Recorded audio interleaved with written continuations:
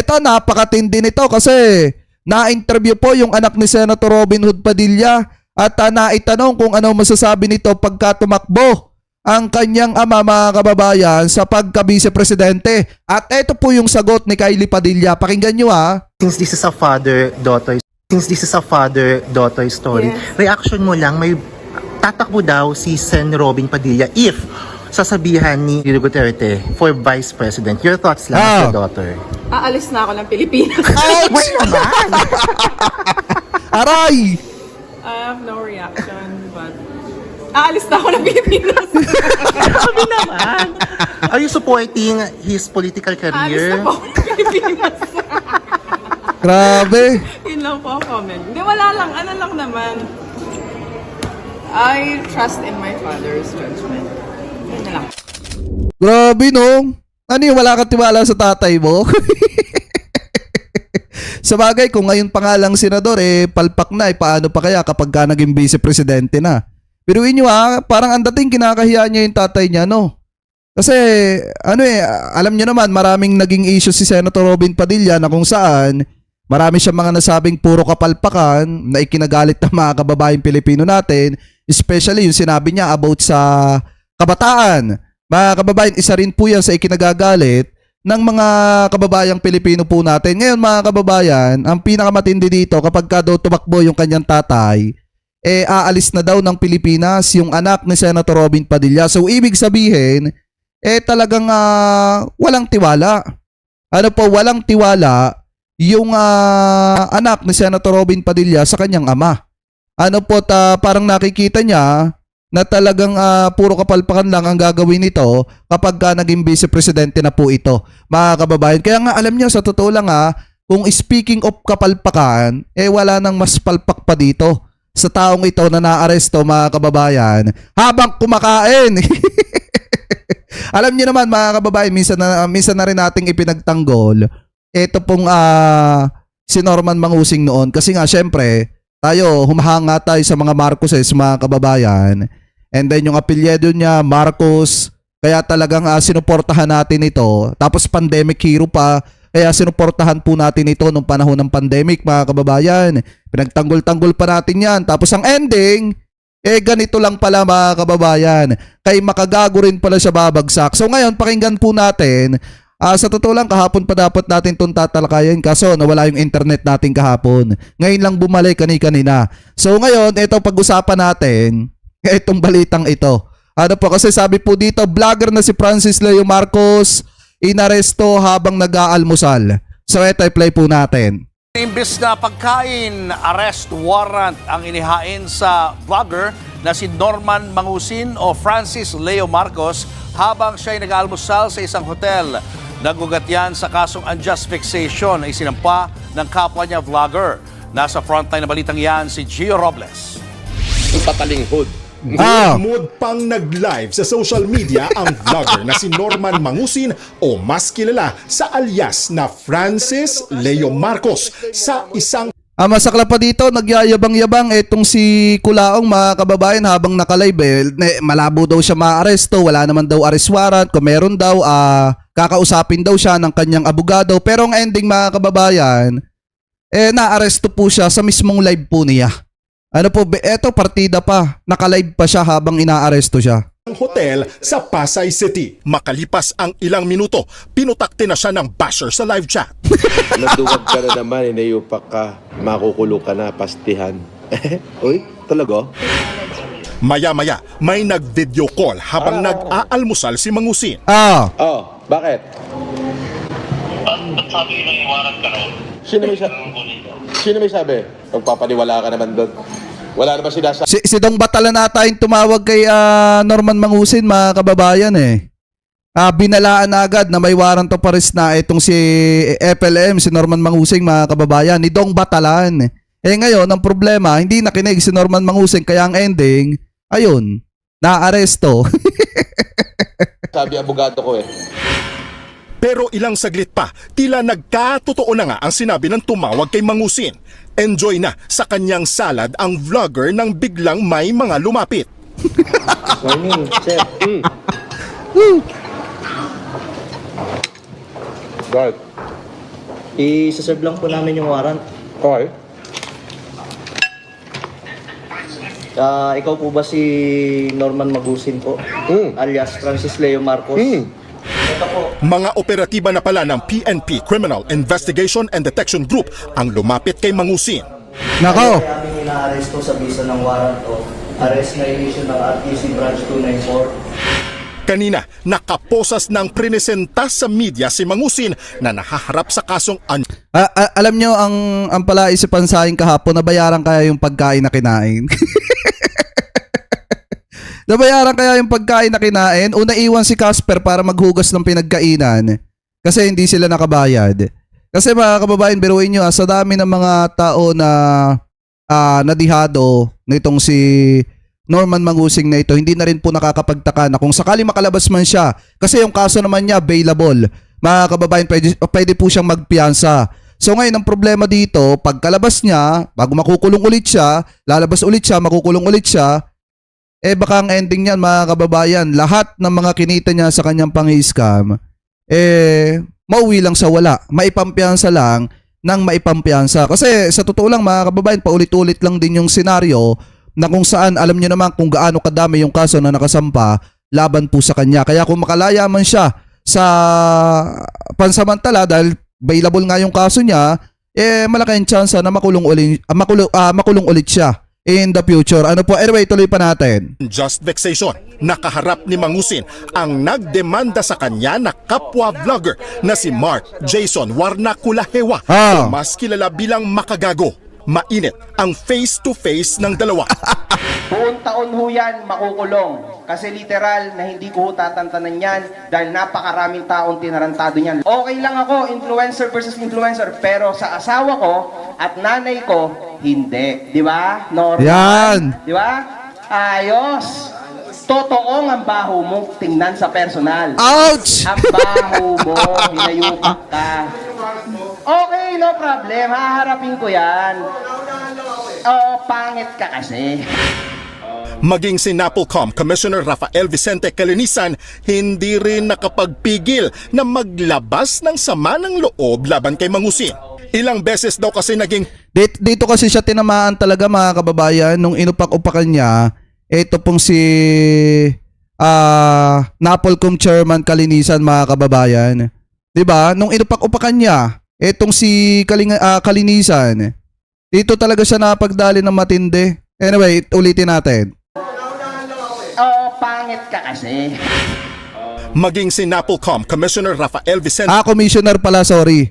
Etong si NAPOLCOM Commissioner Calinisan, mga kababayan, kung hindi inupak-upakan ni FLM yan, kung hindi niya binalahura, mga kababayan, yung kasuotan ng ating mga kapulisan, baka hindi siya napag-initan. Ang problema kasi, mga kababayan, sobrang yabang. 'Di ba, alam niyo po ba nangyayari doon sa mga mayayabang na katulad niyan? Talagang nakukulong. Katulad na lang, mga kababayan, nung isang tao na binastos-bastos yung Panginoon. 'Di ba? Yung isang tao na halos pagtawanan, laitin yung Panginoon. Ano po ba nangyari? Yun, naging karton sa dahig. 'Di ba? So ganyan na nangyayari, mga kababayan, kapag ka sobrang yabang at inuuna yung yabang. At saka sa totoo lang, hindi lang naman basta mayabang 'to napakabastos pa. Anyway, tuloy pa natin.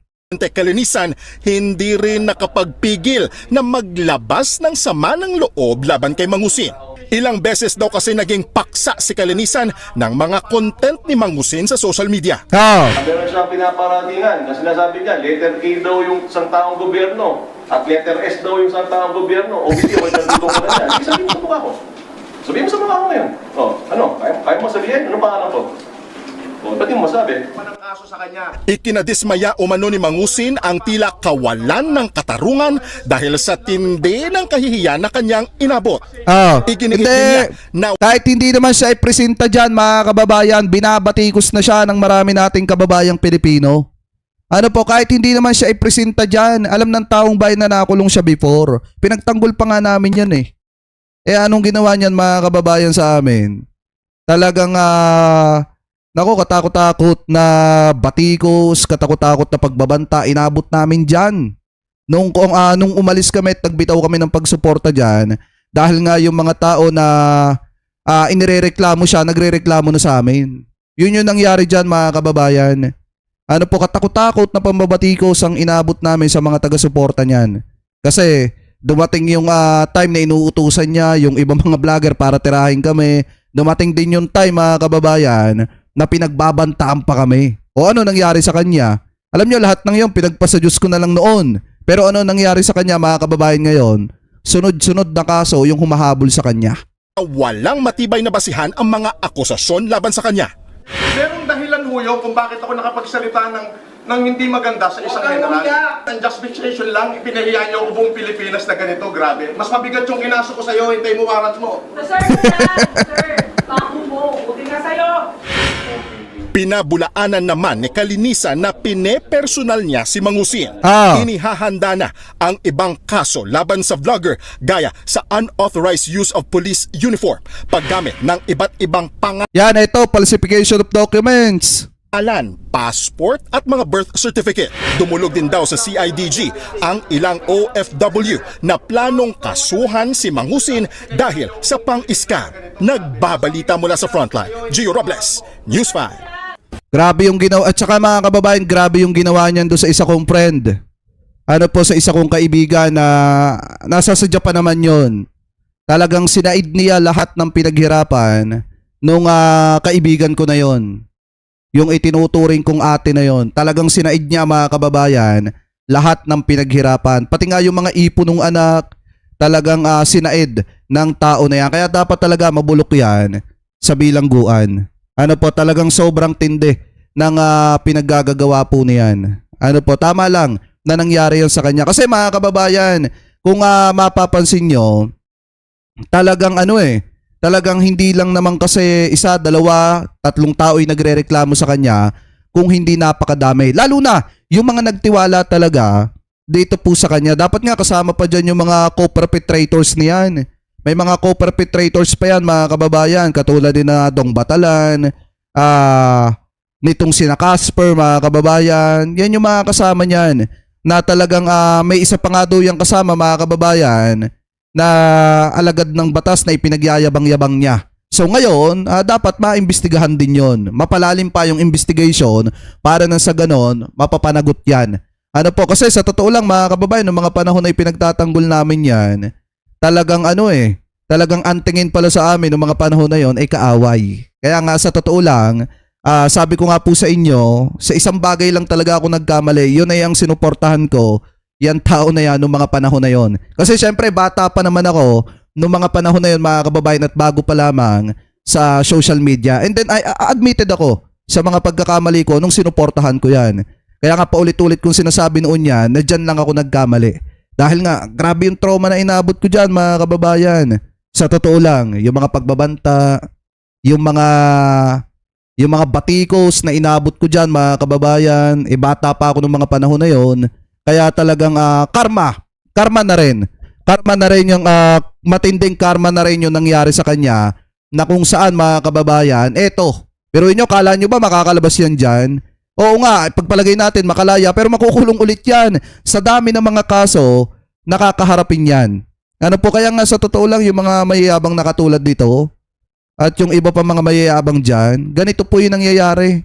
Di po ba? Biruin nyo, yung isa naging karton sa dahig. Eto naman mga kababayan, paulit-ulit na makukulong. Yan po yung pinakamasaklap na posibleng mangyari dito kay Norman Mangusin. Kaya nga, dapat ibinabalik na dito yung totoo niyang pangalan. Huwag niya nang gamitin yung pangalan ng mga Marcoses. Kasi nakakahiya po siya mga kababayan. Hindi po gawain niya ng mga Marcoses yung mga pinaggagawa niyang yan. Ang mga Marcoses minamahal yung mga kababayang Pilipino po natin. Diba? Yung mga Marcoses minamahal ang taong bayan. Hindi ginagago. Pero ito, niloloko niya ng paulit-ulit yung mga kababayang Pilipino po natin. Pero anyway, kayo mga kababayan, kung kayo po ang tatanungin, ano po masasabi nyo, hingil po dito po sa nangyaring ito kay Norman Mangusin. Kasi biruin nyo, nag-iiyak-iyak kahapon yan Nasaan ba yun? 8 nga lang. Umiiyak-iyak kahapon yan. Aba yung sinasabi niya kahapon. Una, nagyayabang-yabang pa siya. Hindi daw siya maaaresto, kalokohan lang daw yon. FLM. Ayan o. Nakapokus sila sa akin dahil ako lang ang kaya nila. Eh bakit sa flood control issue wala silang kibo? Ay, dinamay pa yung flood control. Tanong ko lang. Na mas marami namang mga walang iya dyan. Mas marami namang kurakot sa lipunan. Mga pulis na involved sa kakurakutan. Bakit di sila doon mag-focus at linisin? Bakit ako? Bakit? Kasi nga, marami nagre-reklamo laban sa'yo. Ako lang yung kaya nila? Patawa ka. Oh, bakit sa flood control tahimik sila? Mas malalaking issue ng lipunan, bakit sila tahimik? Bakit sa akin nakapokus? Ano ibig sabihin nun? Ako lang yung kaya nila? Huwag kang patawa, ha? Hindi ka kalbo. Oo. Ngayon mga kababayan, ayan na. Oh my goodness. Karma is real. Diba? Karma is real, mga kababayan. Talagang matindi ang karma pagka gumante. Kita nyo yung nangyari, oh. Asan ba yun? Meron yan dito, eh. Yan. Lahat po na binibintang nila, natapos na ho noong 2020 pa, naging kaso ko na ho lahat yan. At nakwit ho ko dyan. Ngayon ho, yung laban namin ni Makagago, ako ho ang unang nagsampa ng kaso sa kanya. Oo, ako ho unang nagsampa, ako ho unang nawaran. So, ang just fixation lang, kung ipahiya nyo ako sa buong Pilipinas, grabe, para akong pumatay. Yung sinasabi niyo marami ko in-stop at 2020 pala, dami nang nagsasabi niya, wala naman nagkatotoo kahit. Kasi natatakot sila magsabi, mga kababayan. Actually, 2021, marami na po nagrereklamo, may mga umiiyak-iyak na at talagang na-stop pa nga, mga kababayan. Lalo na yung mga gumastos, yung 5 mommies na gumastos ng malaki sa kanya, grabe yun. Yung iba naibenta yung kondo, yung iba, mga kababayan, dapat retired na sa trabaho pero ngayon nagtatrabaho para mabayaran yung mga utang na talagang hindi binayaran ni FLM, ni Norman Mangusing, ni Kulaong. Kasi may mga pinangakuan siya, mga kababayan, pero anong ginawa niya doon sa mga nanay na tumulong sa kanya? Talagang saglip na humingi siya ng pasensya dahil di siya makakabayad, talagang hiniya niya pa publicly. Ano po, kaya nga tama lang sa kanya na makulong. Yun po yung pinakamainam. Tapos papahiyain niyo ako, national TV, yung ganito. Rakesyo ako daw ay nagmura kay ganito. Merong dahilan ho yun kung bakit ako nakapagsalita ng hindi maganda sa isang. Huwag kang umiyak! Tanga ka! Iyak! Meron hong dahilan yun. Pero ang totoo yan, ang justification lang, pinahiya niyo ako buong Pilipinas na ganito, grabe. Mas mabigat yung kinaso ko sa'yo, itay mo warrants mo. Lahat. O yan, mga kababayan. So kayo, kung kayo ang tatanungin, tama lang ba? Bintang nila. Tama lang ba, mga kababayan, na ito pong taong ito ay makulong? O ipagpalagay natin, naging pandemic siya, hero, pero hindi nyo rin alam ang dahilan kung bakit niya ginawa yung mga bagay na yon. Sinamantala niya yung pandemic, mga kababayan, para pabanguhin yung kanyang pangalan. Pero sa likod nun, mga kababayan, marami din siyang mga taong tinapakan. At isa na po kami doon. Ano po, hindi lang ako, kung hindi pati yung mga kasama ko, mga kababayan, na maganda naman ang ginawa sa kanya. Malaki na itulong sa kanya, pero ang ending, talagang pinasakitan niya ng matindi. Ano po, kasi, biruin nyo, sabi ko nga sa inyo kanina, samot-saring pagbabanta yung inabot ko ng mga panahon na yon. Tapos, napakatinding batikos, mga kababayan, yung inabot namin ng mga panahon na yon nung umalis kami sa kanya kasi nga hindi na namin masikmura yung ginagawa niya at natuklasan namin yung mga bagay, mga kababayan, na ginagawa niya sa pera na mga kababayang Pilipino natin na tumutulong para itulong sa iba. Ano po? Anyway, kayo, mga kababayan, ano po ang comment at opinion po ninyo? Hingil po dyan, comment below na lamang po kung ano po ang masasabi nyo. Hingil po sa usapin po na yan, mga kababayan.